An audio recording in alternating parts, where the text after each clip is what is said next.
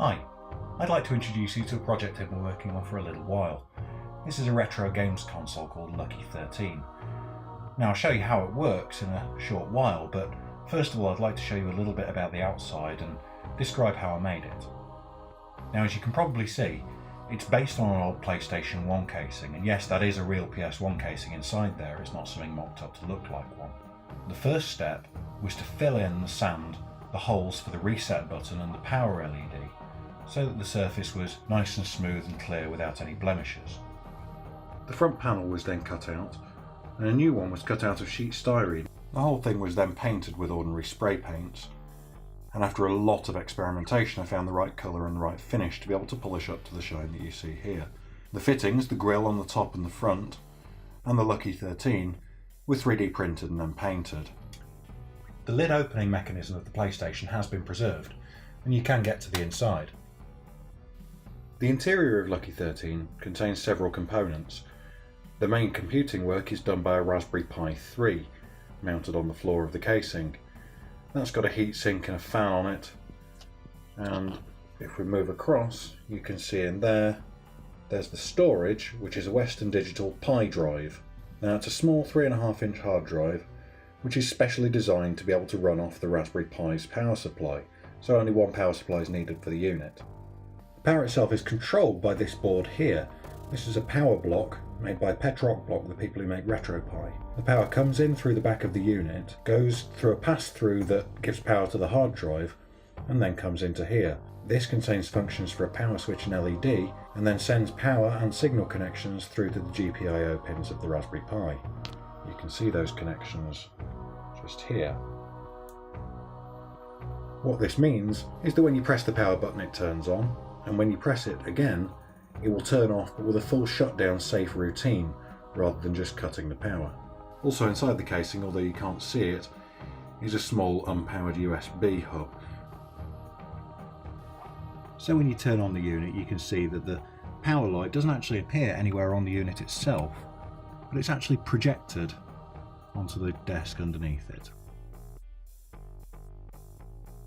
As it's booting up, you can see that that slowly pulses, and it will go solid when it's finished booting up. As you can see, this satisfied customer is thrilled and fascinated with the whole process. The controller is a repainted Logitech 710, so it has all the same buttons and layout as a PlayStation 3 controller.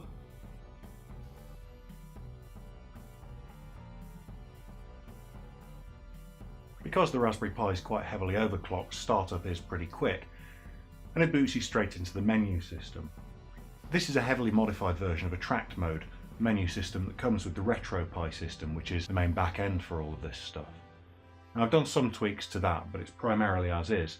The games are listed by console and in chronological order.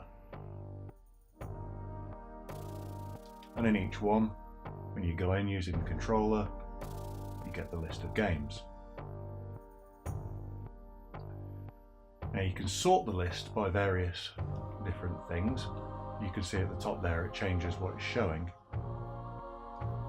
And you can filter the list by various different things. This is the games from different series. So for example, if we wanted to see all the Phantasy Star games, then we could select that and it would show that 2, 3 and 4 are on here for the Mega Drive. Moving left and right with the controller changes between the cover art, a screenshot of the game, and a more detailed description. There are also buttons to start the last game you played, and to start a random game from the library. It's also possible to favourite games on here with another controller button. When you press the favourite button, the heart below its title turns red. If we leave this menu now, and we go up to favourites, then we can see that that game, along with several others already favourited, is easily accessible from this menu. The full list of games is available on here, but given that there are 1200 games on the system at the moment and more planned, it's a little unwieldy to navigate, hence the console menus. Also, the PC collection, because it covers such a longer time period than the other consoles, has 300 games rather than the normal 100, and is therefore split in the main menu into 3 eras. Now I know you're itching to see what these actually look like played, so let's fire one up and get going.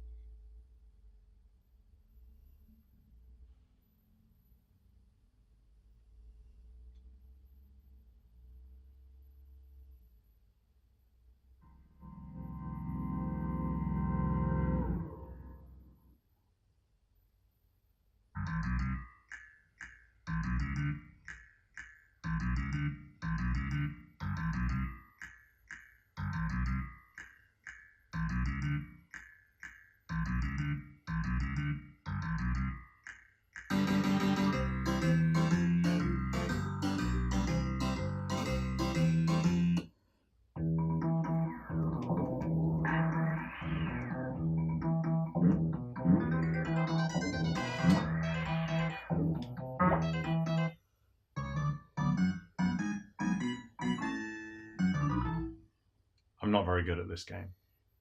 I'm going to take this opportunity though to show the control hotkey hints. If you hold a button combination on the controller, which is shown at the bottom right there, then you get this up. This shows you all the different things that you can do that aren't part of the game controls, but that still allow you to alter different things. In particular, there are 10 save slots which you can use to save your game in and reload it, completely independent of each game's load save mechanism.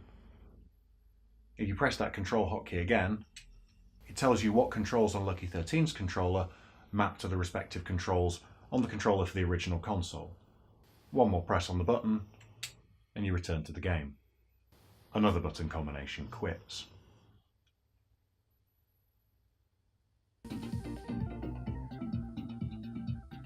As you can see, the graphics are rendered so as to give the impression of an old CRT television, and if you're sitting from a living room distance away from it, it does give a very convincing effect.